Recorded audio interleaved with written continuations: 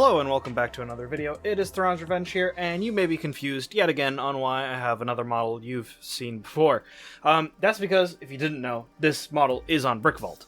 But this video isn't about my model. This video is about Brickvault, because me and my friend Lunar Bricks, or Lunar Bricks, which I will have a link to his Instagram down below, we got the amazing opportunity to visit the studio for Brickvault proper. We actually got to go and meet them in person and hang out in the studio, see all of the fantastic builds by other builders, and I got to even interview Jack, who is one of the co-owners. So it's Jack and Charlie are the two people who own it, as well as David, who works with them as well. And then we got to just go there in person and hang out. We were there for like 5 hours just chatting, just talking about Legos and Star Wars and cars and just things we all had in common that we really enjoyed. It was an incredible experience, and I'm here to show you just some of the footage that I have from there that I was allowed to take and just talk a little bit about it. So we'll go straight into what the studio looks like inside. So getting into the studio proper, we were shown both the area where the videos are made, we were shown the studio proper, and the side section where some of the extra models that couldn't fit in the studio went. Of course, I'm going to show you mostly of the studio part, as the other two are not as interesting, although the side where the other larger models are kept is really cool. It was incredibly cold in there, and so I didn't want to stay there too long, and I didn't bring my camera in there because of how cold it was. It was like 30 degrees outside that day, and it was snowing everywhere, so it was not, you know, I preferred to be more in the insulated part of the studio area. So here's some images of the studio section, and then we can get straight into the video that I recorded of it. And so we'll start kind of in the main section. You'll see the two computers that both Jack and Charlie use. This is where they do kind of the emailing, working on instructions, getting to and from with designers, and then you'll see some of the non-Lego stuff, papers, pens, markers, stickers. On the table right there, you could see a N1 Wizard. They are working on it based off of Inhert's version, but the reason it's been taking so long is because they're doing it themselves instead of Inhert doing it, and that takes time. As you know, they're running a company, it's busy. Here's a bunch of parts, as well as their city layout above. He was telling me that they wanted to put some lights in there, but just haven't gotten around to it. I love the organization system they had. I wish I had that kind of organization system. And so here's some more bins of stuff, some foliage, and then here's some models. You can see the flying space mocks, as well as some of the Halo mocks, the Big Fig Captain Rex, the Warhammer stuff, and then a lot of the Star Wars vehicles, the AT-TE, the LAAT, the CIS gunship, just so many cool vehicles that I was able to see, as well as some of the bigger vehicles. We got the UCCS Slave 1 and Millennium Falcon, bleh. And then we got some of Jarek's fantastic TIE Fighters, the X-Wings, the Razor Crest, which is incredible. That UCS model is insane. The Lambda 2, which I want it so bad. Fukusaku's cars, more Imperial vehicles. As you know, I'm a sucker for the Empire, so I focused a lot of my time just staring at those, being like, how do you do that?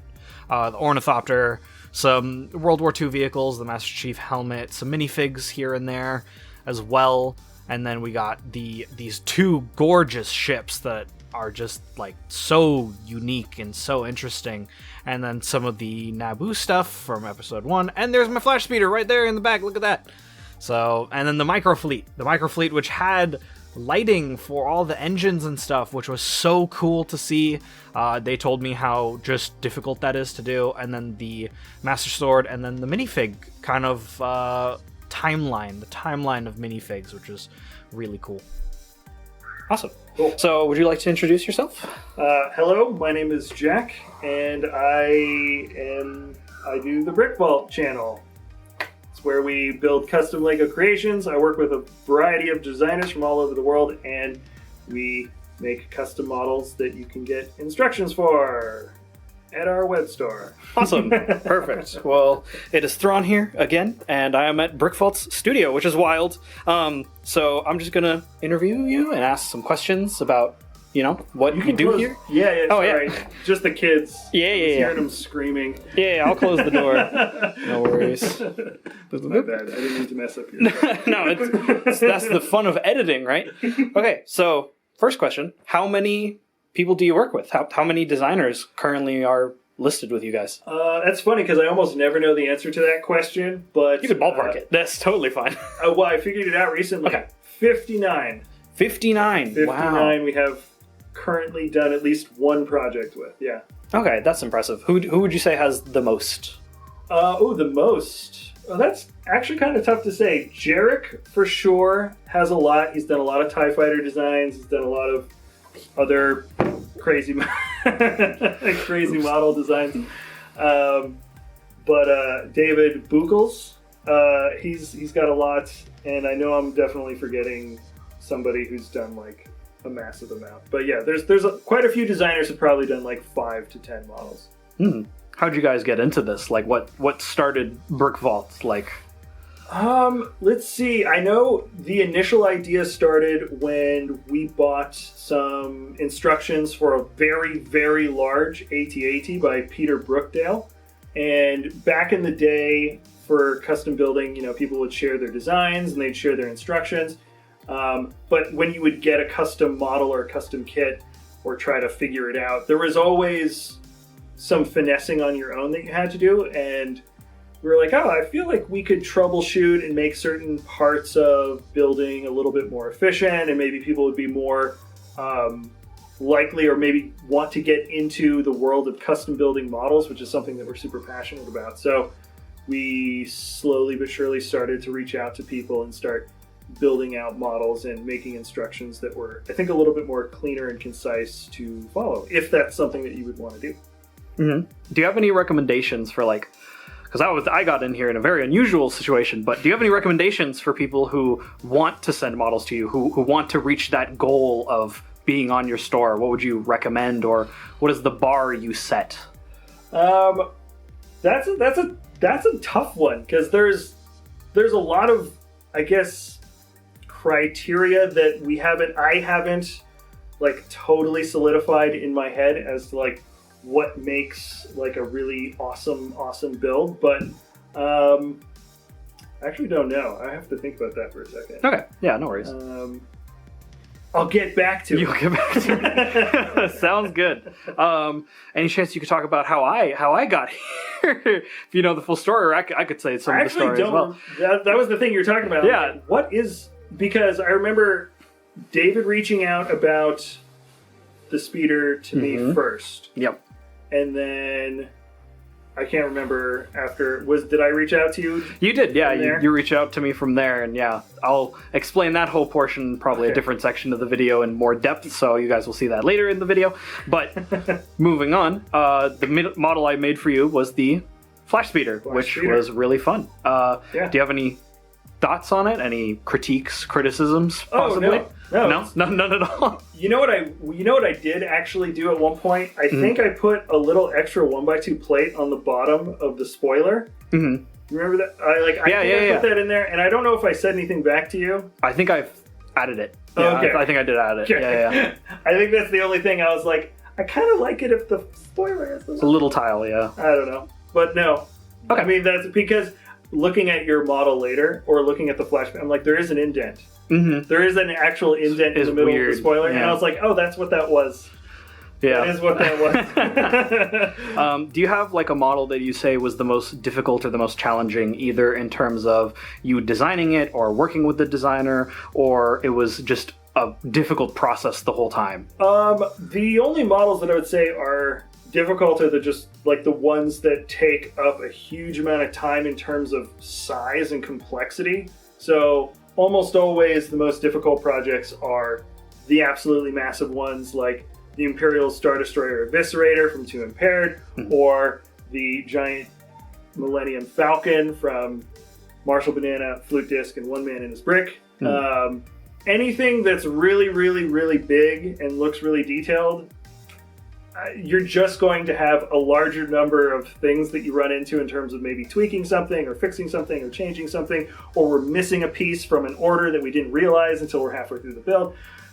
all kinds of things. So anything that's big, yeah, sometimes that can take quite a while. Yeah, I can imagine, for sure. Do you have like a model in mind that is like a dream model for you guys to have on the store? Like that would be The Outrider. The Outrider. The magnum opus, the Outrider. I love the Outrider so much. There's the modern interpretation of the YT2400, like as seen in Rebels, looks great. I love that version, but I fell in love with the Outrider as Dash Rendar's ship from Shadow of the Empire. So I don't know. I think either iteration would be great, but yeah, it's just such a fun ship, and if I had more time, I might try to tackle something like that myself. It's a big ask for such a large ship. Because you'd want to do an interior also. Because you get to walk through the interior in Shadows of the Empire, so... Absolutely. Oh my god. That's the number one on my list, personally. Do you have any last thoughts or things we should know, or... No. No. Favorite model. Favorite model. Ooh, that's a good one. Favorite model. Favorite that you guys have. That's a good one. Ooh. I mean, I'm a big fan of David's gunship, Republic gunship. I specifically like the Episode 2 version with the little cone, the little spheres. But I don't know, man. Yeah, you guys have a lot of models. It's hard to choose, right? Yeah, for sure. Awesome. Well, thank you so much for your time. Yeah. Perfect. And now to talk about the part of the video that I didn't get into the interview with Jack. But to explain kind of how this model happened, I was reached out to Republic Bricks, if you guys don't know him, for adding some of my models onto his store. I told him to kick rocks. I'm not a fan of his work and what he works on and what he stands for, blah, blah, blah. I won't get into that. But I declined. And then not that long after, I got a receipt on my Rebrickable store for one of my models with David Buchel's name on it. And then not too long after that, on Instagram, I saw on Republic Bricks posted a version of the Flash Speeder that looked eerily similar to mine with David Buchel's name on it. So I, of course, cried wolf and was like, hey, how'd that happen? That's suspicious as hell. Of course, they DM'd me both. I told RB, again, I'm not interested to talk to you. I talked to David directly and showed him the receipts that I had and was like, hey, what's the explanation for this? It turned out it wasn't him. It was someone from his family who bought it for him, thinking they could be able to help. I've heard only amazing things from him, so it's easier for me to just assume that he didn't do it out of malicious intent, and it's just a coincidence that this happened. And so I told him, no foul. You explained it to me. I totally understand. It's fine. I don't mind. So he ended up saying, well, yours is so good, let me recommend it to Brickvault for you. They have a meeting every so often, I think it's like once a week, where they just chat about the business as a whole, and he said he'd recommend my model, which is how I'm in the position I'm at right now.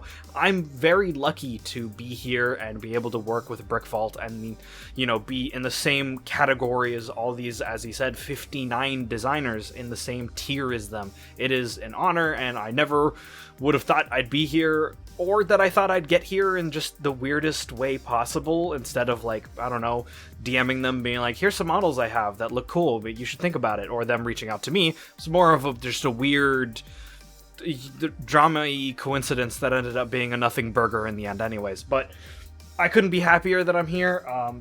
David and Jack and Charlie are amazing people, fantastic builders, and have an incredible business that I'm so excited to participate in, and we have so much more planned that I would love to show you, and hopefully it all works out in the end, and I can't wait to see where this journey takes me and takes them, and how this goes for everyone.